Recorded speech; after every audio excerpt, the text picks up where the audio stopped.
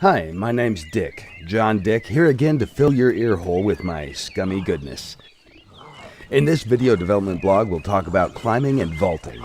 For those of you who still don't know, SCUM is an open-world survival game set in the near future with a realistic approach to gameplay. To be honest with you, we never considered mentioning vaulting and climbing as features, but since some other games advertise them as their main feature, we decided to at least explain how they'll work in SCUM. Picture yourself as this well-built guy enjoying his run when suddenly you get surrounded by a group of drunks leaving the club early in the morning.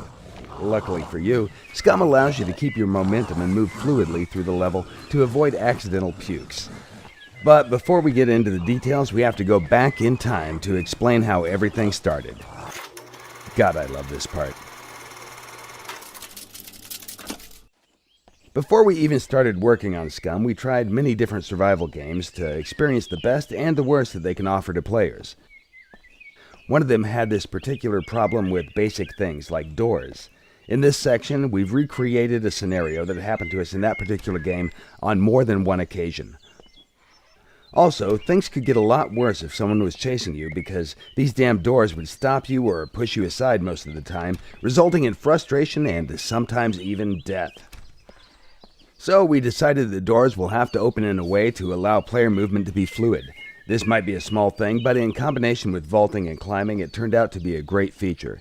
In some occasions, the best features in games are those that you don't notice when they happen. The idea is to keep the player concentrating on important stuff and to reduce the amount of frustration when performing repetitive, simple tasks. Now let's talk about vaulting and climbing. Here you have two very old pals, Stan on the left and Oliver on the right. They have different body attributes and different skills because, after all, they are different and unique people. In SCUM, all characters are unique and all their attributes and knowledge can be changed in the game, as they are subject to change in real life. Notice that not only they are moving at different paces, their vaulting and climbing speeds are also different.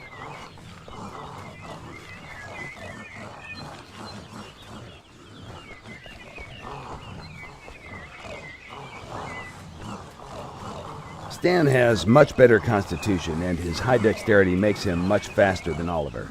He also has a lot more stamina and can run for a longer time. On the other hand, Oliver is a very smart guy and he has a big juicy brain. Having a friend in need is great, but having a slower buddy when zombies are chasing you, that's a lifesaver.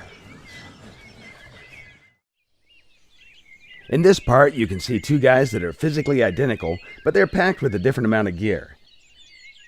The guy on the left has around 13 kilos of gear distributed over his body, while the guy on the right has been collecting some precious items and has more than 60 kilograms in his inventory.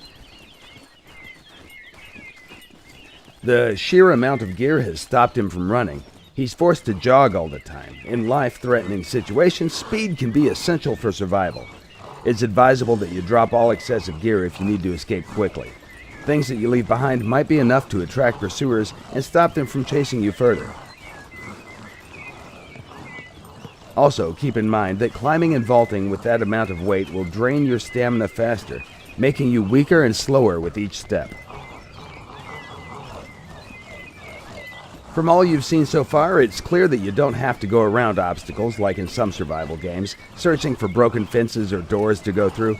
We made vaulting and climbing in order to allow players to move continuously through the level, but we also made them in a way that your character's abilities and gear will influence them all the time. It's easy to see that some animations are not perfect, some of them even look funny, but hell, if you want to see more funny stuff, you should see our budget too. However, climbing and vaulting mechanics work really well, and visuals can be easily polished during early access.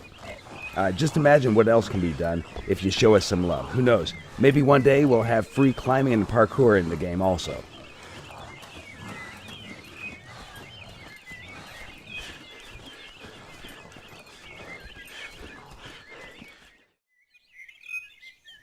More or less, that was everything we wanted to show you about vaulting and climbing. As we've said before, it's nothing special. It's just a feature that'll keep you focused on the gameplay instead of going crazy trying to get through a door. Furthermore, there are a lot of questions about the release date and if there will be a testing phase or not. The game has entered the first closed pre-alpha testing phase. We have a squad of badass U.S. Marines testing the game as we speak. Thank you for watching, and be sure to follow us on Facebook, Twitter, and our development blog at www.scumgame.com to find out more about things that will follow the first testing phase. Ooh-ah! By the way, did you notice this little cool thing that we did in the background? Watch closer.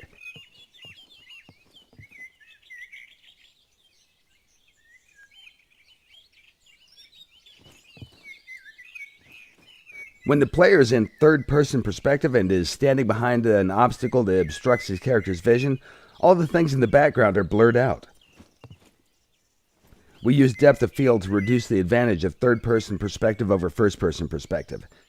The best thing is that it wasn't entirely our idea. It actually came from the Steam community pages, and we thought it would be great to have it in the game. It still has to be tested, though, but how cool is that? The game hasn't even been released yet, and we've already implemented some features requested by our community. That's you. Love you guys. You're great. Until next time, dick out for scum.